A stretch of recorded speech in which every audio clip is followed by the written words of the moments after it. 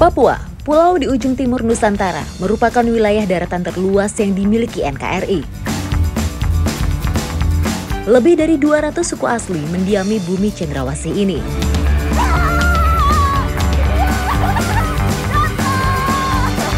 Kearifan lokalnya kerap mengadakan gelaran-gelaran pesta adat. Tak hanya itu saja, Papua pun mampu mengadakan gelaran pesta akbar yang berskala nasional.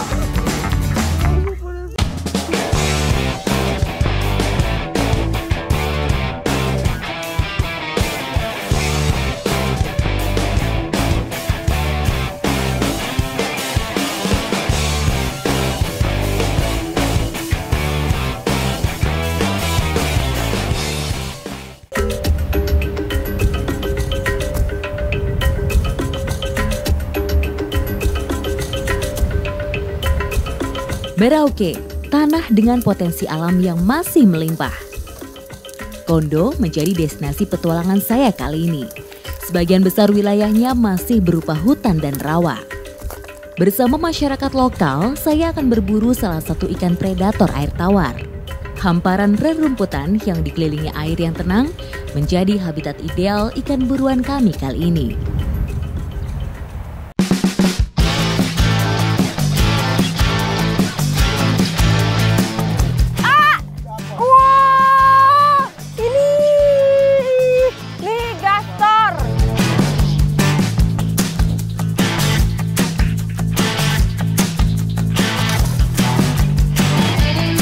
Ada lagi. Wah, itu besar sekali.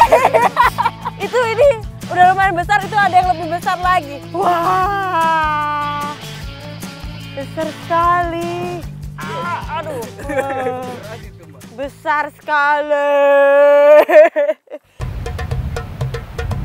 Ikan gabus merupakan salah satu ikan perintis yang memiliki kemampuan adaptasi yang sangat tinggi terhadap ekosistem.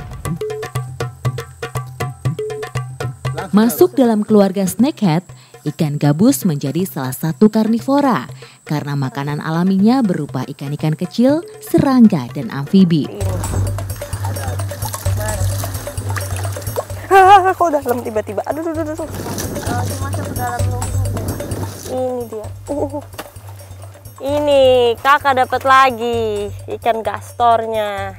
Ini kalau dari bentuknya itu memang mirip ular, jadi seperti yang saya bilang harus berhati-hati. Kalau tidak berhati-hati bisa-bisa kita salah tangkap. Kita melangkah juga harus pelan-pelan, kita nggak kabur ya. Ikan gabus umumnya hidup di perairan dangkal seperti sungai dan rawa dengan kedalaman air 40-80 cm. Cenderung memilih tempat yang gelap, berlumpur, berarus tenang, ataupun wilayah bebatuan untuk bersarang.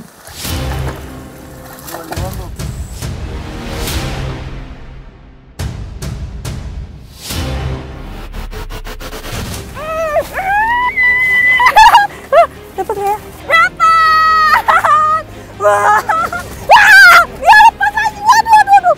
Dia lepas lagi. Yo, udah kenal dia lepas lagi.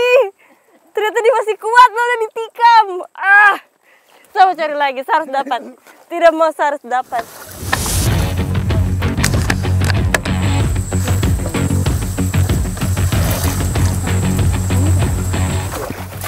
Tidak. Aku injak. Dia aku injak. Lompat.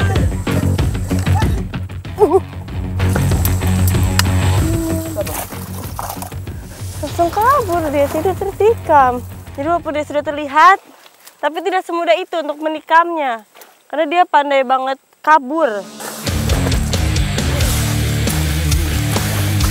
Dapat. Ih, dapat. Kakak saya dapat. Saya tidak boleh kabur lagi ya. Ini dia. Dapat. Itu saya ada tua gede sedikit ya. Jangan itu. Sebentar, saya tombak. Mana? Susah sekali. Aduh, mama sayang. Sayang sekali. Jadi emang ini karena airnya lagi surut, jadi banyak ikan yang terjebak di atas lumpur gitu loh. Nah, tapi kalau udah mau ditombak ternyata dia masih bisa gali-gali lumpur untuk masuk lagi ke dalamnya. Lepas lagi. Itu di situ ada yang kelihatan kepalanya, cuma ini rada dalam nih. Dapat. Papa ini tersangkut. Dapat. Wah, dapat lagi. Wah, ini lebih besar dari yang tadi.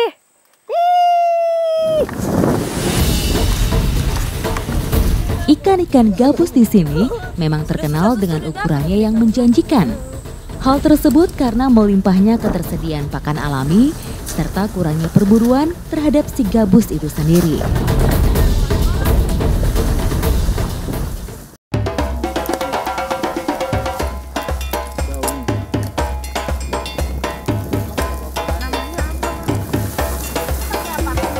Ikan merupakan sumber pangan hewani yang sudah dikenal berbagai lapisan masyarakat di belahan negara. Di Indonesia, ikan menjadi sumber protein yang banyak dikonsumsi saat ini. Ini sudah siap dibakar, sudah dibungkus rapi, dan sembari menunggu ikan gastornya matang, kita mau bakar pisang juga, supaya nanti bisa jadi cemilan. Saat ini ikan gabus mulai banyak dikonsumsi karena kandungan albumin yang cukup tinggi. Albumin sendiri merupakan salah satu jenis protein yang mampu membantu proses penyembuhan luka, khususnya bagi ibu-ibu pasca melahirkan. Sudah.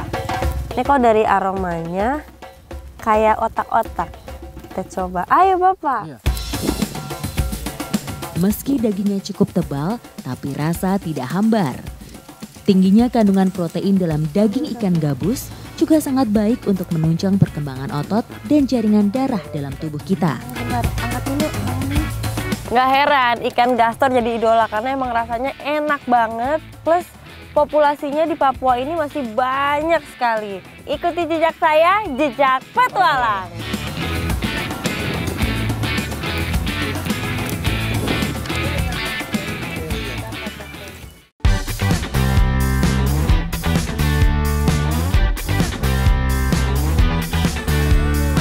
Biriamu, saya beruntung nih kedatangan saya di Papua bertepatan dengan matangnya biriamu atau buah kuning.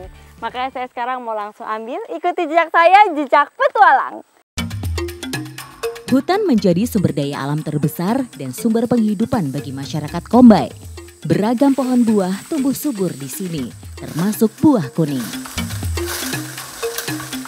Batang yang kita bawa ini difungsikan sebagai tangga karena emang buahnya berada di atas. Nih kita mau cari-cari dulu di mana buahnya, baru nanti Bapak naik untuk ambil buahnya. Ini batang yang kita bawa ini.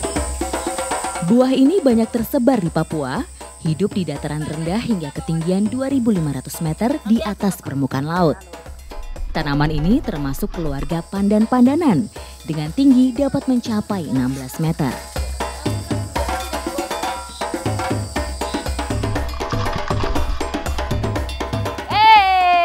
Besar sekali. Ini dia buah kuningnya. Ini kalau dilihat bentuknya mirip sama sukun tapi panjang ya Kakak.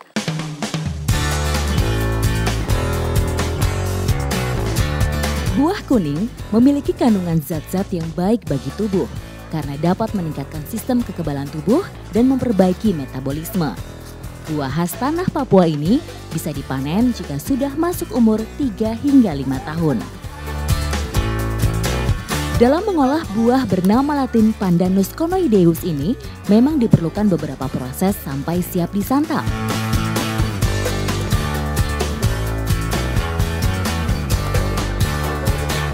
Berbeda daripada buah biasanya yang bagian dalam yang dimakan, kalau buah kuning justru bagian luarnya yang dimakan. Bagian dalamnya itu bukan daging tapi tulangnya, jadi kita buang.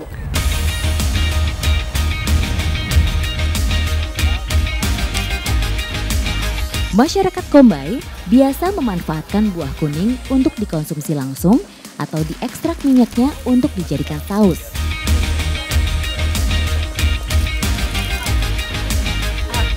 Lomboruki artinya DP biji sudah lepas.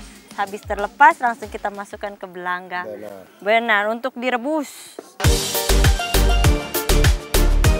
Buah direbus dalam air selama 1 jam atau sampai buah mengeluarkan cairan kuning seperti tinta jika ditekan kulitnya.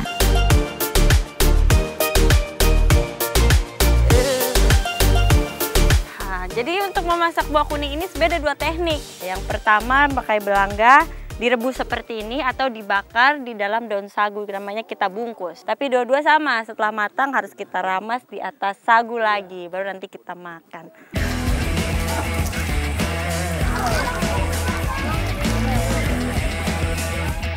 Jadi memang kalau di Kombai ini mau makanannya dari apapun, mau dari buah, mau dari sayur, mau dari daging, ulat, semuanya itu menggunakan sagu. Karena kan sagu itu memang makanan utamanya. Tapi walaupun semua sagu, bermacam-macam cara makannya. Ada yang dibungkus dengan daun, ada yang langsung dibakar seperti itu. Nah sekarang saya mau coba yang dibakar seperti ini, rasanya seperti apa. Kakak saya jomplang. Sagu menjadi bagian yang melekat dalam kebudayaan masyarakat Papua, tak terkecuali suku Kombai. Makanan ini juga menjadi elemen primer untuk memenuhi kebutuhan pangan.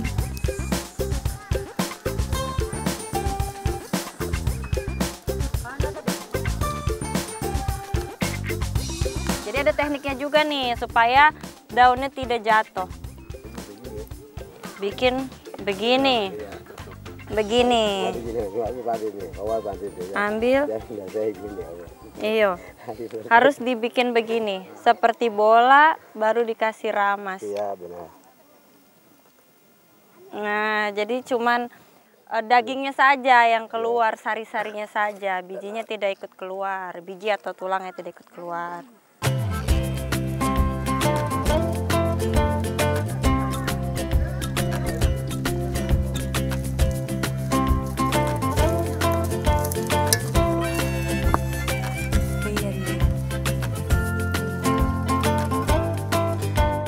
Dari bentuknya mirip seperti tepung goreng yang ditaburkan dengan kuah kari.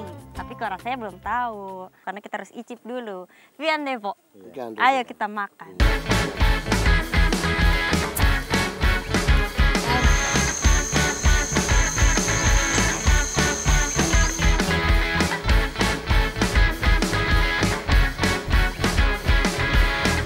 Ini jadi kalau kuah dari buah kuningnya ini rasanya mirip sama labu. Seperti labu yang sudah dihaluskan gitu kakak. Dan kalau untuk si sagunya sendiri ini saya lebih suka. Karena dia lebih garing luarnya, dalamnya juga lebih kenyal.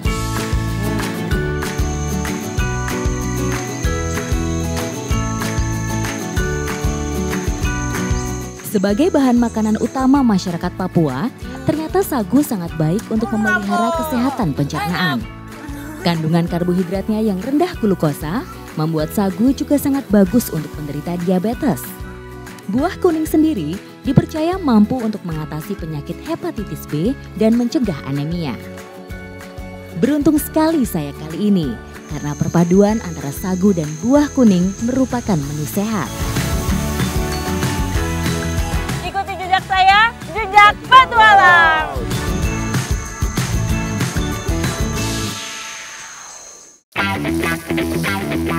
Salah satu hasil alam yang sudah lama dimanfaatkan masyarakat Papua untuk obat-obatan tentu saja sarang semut. Jadi yang kita cari ini adalah sarang semut, tapi bukan sarang semut beneran yang terbuat dari tanah, tapi ini lebih dari tanaman yang menempel di pohon. Dan ini ada di atas-atas ini nih. Tumbuhan sarang semut banyak dijumpai di hutan-hutan Kalimantan, Sumatera, Sulawesi, dan Papua.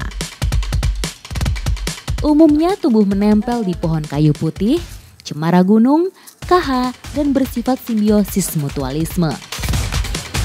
Bagian luar tanaman ini terdapat duri yang melindunginya dari pemangsa herbivora.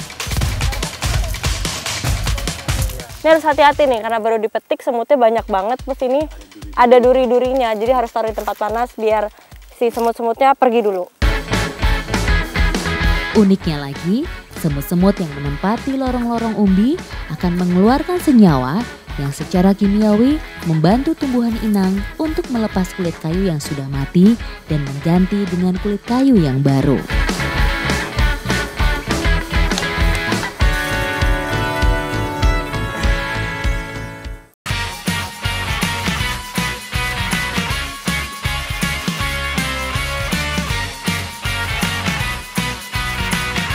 Untuk menjadi minuman, pengolahan sarang semut ini cukup sederhana. Cukup diparut, dikeringkan, dan langsung bisa diseduh seperti teh.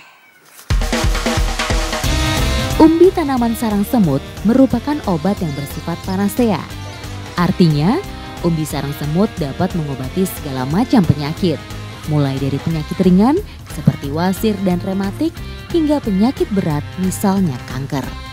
Senyawa aktif yang terkandung dalam sarang semut itu adalah flavonoid, tanin, dan polifenol yang berfungsi sebagai antioksidan dalam tubuh.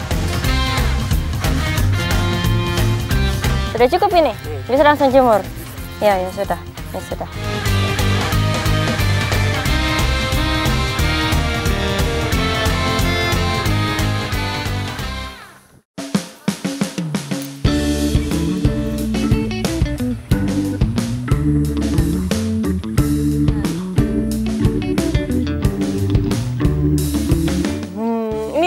Tapi pas diminum tuh rasanya jadi familiar gitu. Ternyata rasanya tuh mirip sama pinang sirih versi cair. Ikuti jejak saya, jejak petualang.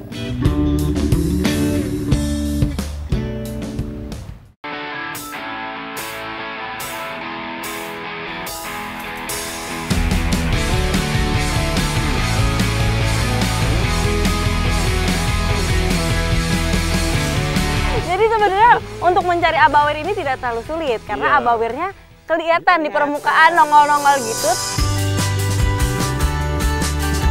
Salah satu biota buruan masyarakat adalah kelompok moluska atau binatang berkulit lunak seperti siput dan kerang-kerangan. Abawir merupakan jenis kerang bivalvia yang hidup di ekosistem mangrove. Kerang ini juga biasa dikenal kerang lokan. Nah, biasanya untuk nyari abawir ini di pagi hari, nunggu pas surut. Tapi kalau lagi kering seperti ini lebih mudah nih, soalnya abawirnya muncul-muncul di permukaan, tapi ya itu harus jeli, soalnya dia warnanya jadi mirip sama lumpur. Secara umum, fungsi ekosistem mangrove bagi kerang lokan sebagai tempat berlindung, bernaung, dan mencari makan. Sebagai moluska yang memiliki kemampuan adaptasi yang tinggi, abawir atau lokan tersebar merata di wilayah perairan mangrove Indonesia. Kalau biasanya kerang atau siput semacam ini yang dimanfaatkan hanya dagingnya, beda sama abawir, jadi kulitnya bisa dimanfaatkan juga. Penasaran? Ikuti jejak saya, jejak petualang.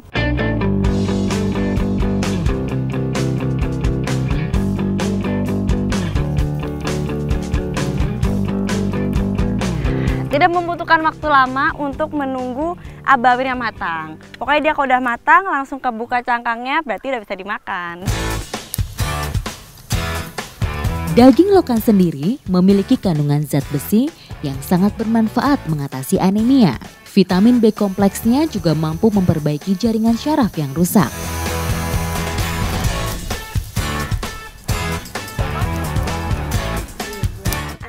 Ini nih contoh abawir yang sudah matang. Mama, Karis mau langsung coba boleh ya?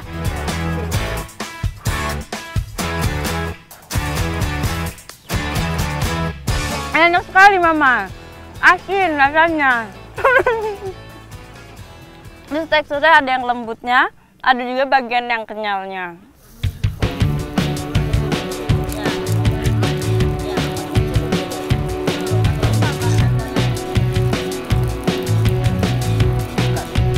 Ya, jadi ini walaupun semuanya hanya dibakar, tapi ada sambal andalan Merauke nih, namanya colo-colo. Jadi nanti semua bisa dicolok ke sini.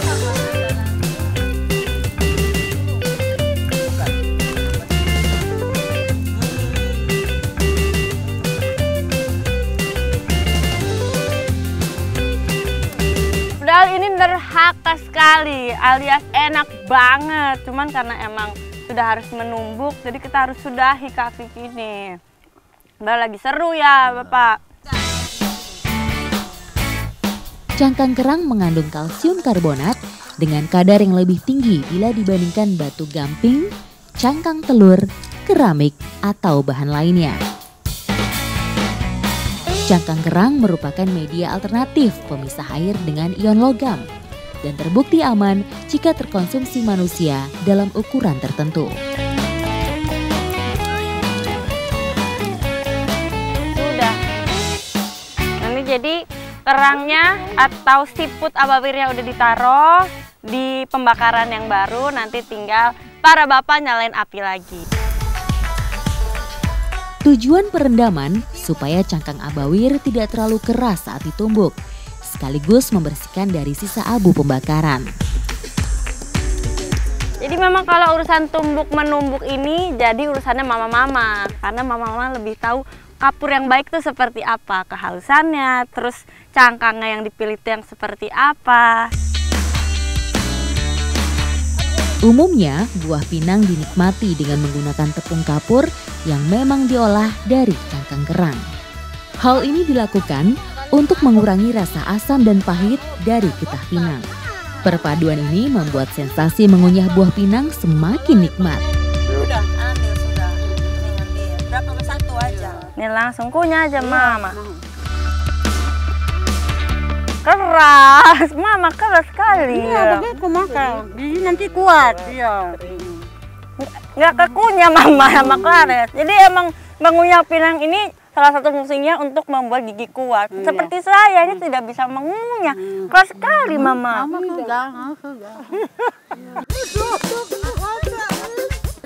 Jangan terlalu banyak. Siri campur kapur dan langsung dikunyah lagi ya. Wangi. Buang airnya. Mama, rasanya nano-nano mama. Mama. Baru masih belum merah. Jadi kapurnya ini membantu si pinangnya jadi merah. Mengunyah pinang bagi masyarakat Papua adalah sebuah simbol dan bukti kecintaan terhadap tanah Papua. Cara makan pinang khas Papua ini dipercaya lebih bersahabat bagi yang belum pernah mencoba. Sudah nih mama, sudah merah, udah cantik semua ya. Emang seru tadi mulai dari kita kafe makan bareng-bareng, terus kita minang bareng-bareng sambil kaho sambil ngunyah pinang bareng-bareng. Biar saya ikutan cantik seperti mama-mama nih, bibirnya sudah merah. Ikuti jejak saya, jejak petualang. Yeay. Tambah lagi mama.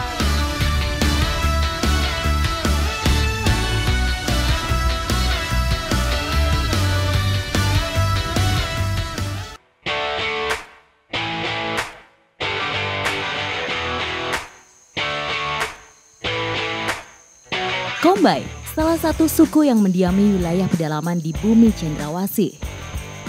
Hutan menjadi bagian kehidupan sehari-hari masyarakat di sini, termasuk dalam memenuhi kebutuhan makanan. Suku Kombai ini emang punya beribu cara untuk mendapatkan hasil makanan. Salah satunya dengan berburu. Seperti mereka nih, jagoan-jagoan cilik kita, walaupun masih kecil sudah jago berburu. Dan sekarang mereka lagi mempersiapkan busur dan panahnya. Berburu merupakan salah satu cara utama untuk bertahan hidup di pedalaman Papua. Sejak usia dini, mereka sudah dibekali keahlian dalam berburu, termasuk dalam membuat busur dan panah. Berburu bertujuan untuk memenuhi kebutuhan akan protein hewani. Setiap daerah di Papua punya ragam cara berburu menurut kebiasaan dan praktek yang biasa dilakukan masyarakat setempat. Mulai dari penggunaan tombak, panah dan busur, menggunakan anjing berburu, meniru suara binatang, jerat, dan masih banyak cara lainnya.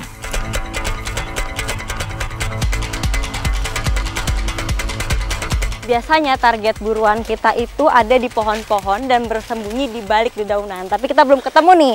Jadi kita mau cari dulu. Di mana Tony? Sudah lihatkah? Meski populasinya banyak, kami harus berkeliling mencari target buruan kali ini. Melihat setiap sudut pepohonan dan kayu, karena hewan ini bergerak dengan cepat. Ishak, ada kah? Ada. Ada, mana? Mana? Di atas. Ada kah?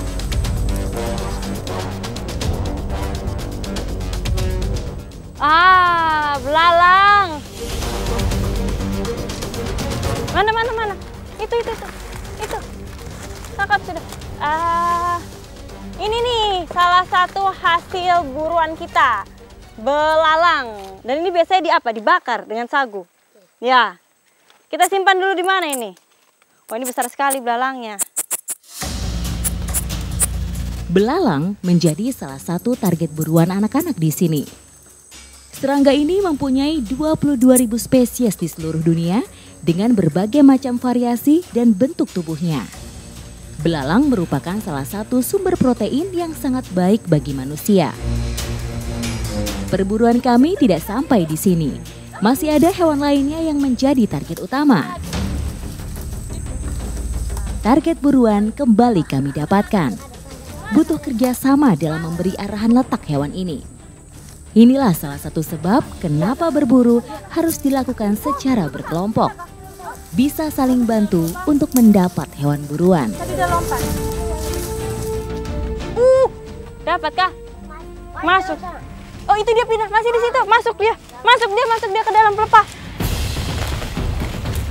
Hati-hati, ini sudah dipanah, tadi cuman cicaknya meleset. Jadi dia kayak lompat terus masuk ke dalam pelepahnya. Jadi mereka mau panjat dulu terus langsung panah dari atas. Ini dia hasil tangkapan kita. Apa ini, cicak garis putih? Aduh, ini susah sekali dia ditangkap ya sudah. Cicak merupakan jenis reptil yang sering dijumpai merayap di pohon atau di dinding rumah. Dalam rantai makanan, cicak merupakan salah satu predator bagi serangga-serangga kecil seperti nyamuk. Sekarang ini ada belalang, saya mau coba. 1, 2, 3. Tidak kena. Nah, itu belalangnya yang tadi, walaupun udah kelihatan targetnya diam, ternyata tidak semudah itu untuk dipanah. Langsung ambil saja, Ton. Ayo, langsung saja. Langsung kita ambil saja, dia terbang ke bawah. Yeay, dapat lagi.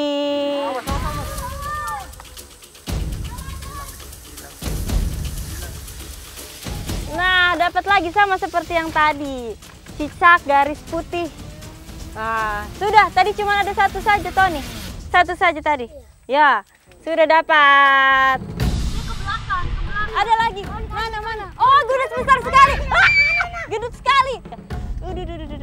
Wah, kenapa dia? Waduh. Ini kalau dibandingin sama yang tadi, nih perbandingannya. Aduh. Ini besar sekali dibanding yang garis putih. Jadi kita sudah dapat banyak nih. Biasanya langsung kita apakan nih? Kita dibakar kah? Bakar. Langsung kita bungkus bakar. Ayo.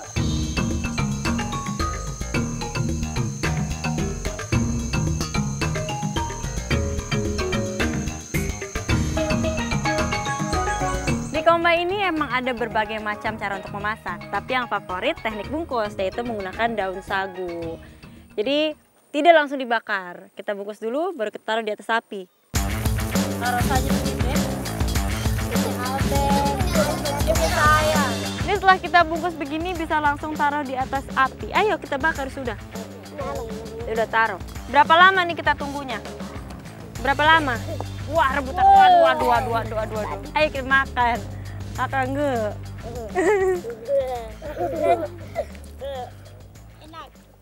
Enak. Ini rasanya seperti udang bakar.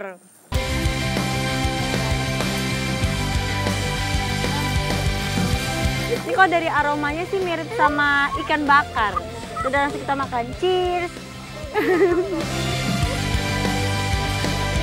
Rasanya pun mirip ikan sebenarnya. Mirip ikan bakar ini. Tidak semengerikan yang terlihat. Sih oke. Enak. Ikuti jejak saya, jejak petualang.